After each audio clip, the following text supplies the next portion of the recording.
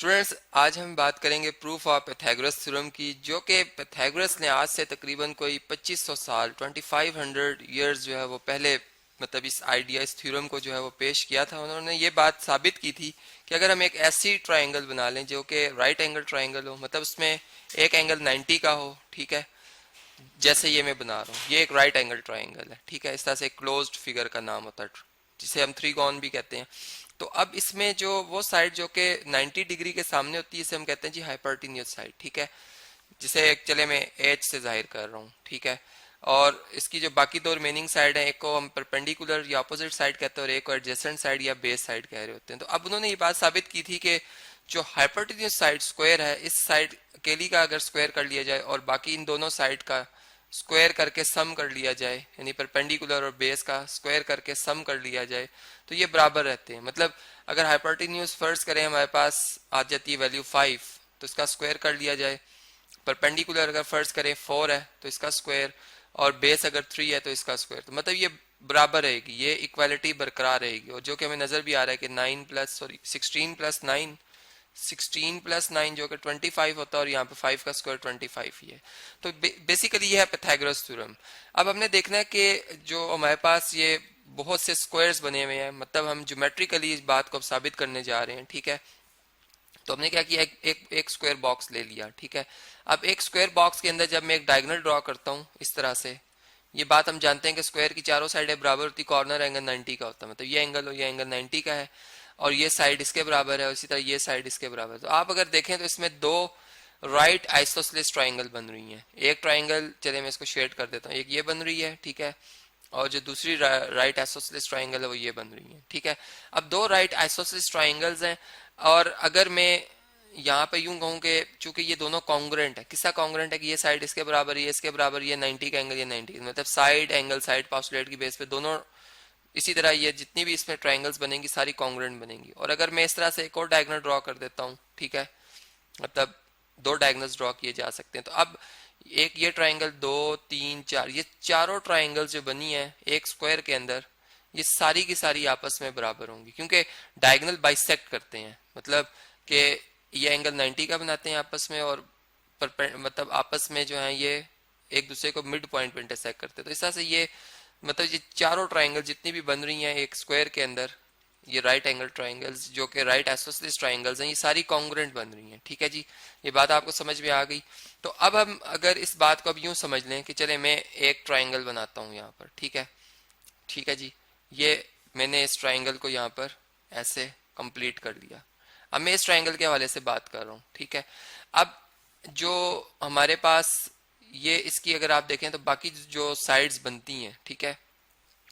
कौन कौन सी बन रही हैं जी, एक ये साइड बन रही है इसकी, ठीक है। अब इसका स्क्वायर का मतलब क्या है कि स्क्वायर मतलब इसके जो लेंथ और ब्रेथ, ये अगर आप ले लें लेंथ, इसको ब्रेथ, या इसको लेंथ इसको ब्रेथ कर लें, इनका जब प्रोडक्ट लेंगे तो ये स्क्वायर बन जाएगा, ठीक है।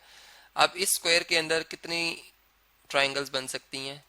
4 ट्राइंगल कॉन्ग्रुएंट, मतलब इसका जो शेडेड रीजन है, अगर मैं इसे इस रीजन को शेड कर दूं, ये दो ट्राइंगल्स तरह से कॉन्ग्रुएंट हैं और ये आपस मतलब ये चारों ही आपस में बराबर होती हैं, ठीक है। अब अगर यही इस साइड का स्क्वायर किया जाए, ठीक है, जो कि आपको यहाँ पे नजर आ रही है, इसका भी अगर स्क्वायर कर लिया जाए तो ये क्या आएगा हमारे पास, देखें इधर इसका स्क्वायर करेंगे तो लेंथ और ब्रेथ ये इस तरह से मल्टीप्लाई होंगे, तो ये यहाँ भी एक स्क्वायर बन जाएगा, ठीक है। इसके अंदर कितनी ट्राइंगल बन सकती हैं, इसके अंदर भी इतनी बराबर वाली 4 ट्राइंगल्स बन जाएंगी, ठीक है। तो चलें इसको भी हम शेड कर लेते हैं, 1 2 ये, और 2 जो हैं ये 3 और 4, मतलब 8 ट्राइंगल्स बन रही हैं। अब अगर मैं ये वाली जो आपको साइड नजर आ रही है, अगर इसका स्क्वायर करना चाहता हूँ, ठीक है, इस डायगोनल का स्क्वायर, तो इसमें 8 इस तरह की ट्राइंगल बननी चाहिए, ठीक है। अब वो कैसे बनेंगी, देखें, अगर मैं इस तरह से डायगोनल दूसरा ड्रॉ करूँ तो 2 ये बनी हुई हैं, ठीक है, 2 कितनी, 2 यहाँ पे बनी हुई नजर आ रही हैं हमें, ठीक है। ये चलें इसको मैं कलर इसका डिफरेंट रखता हूँ, ये सॉरी यहाँ से ये 2 ये बनी हुई हैं, ठीक है। और इसी तरीके से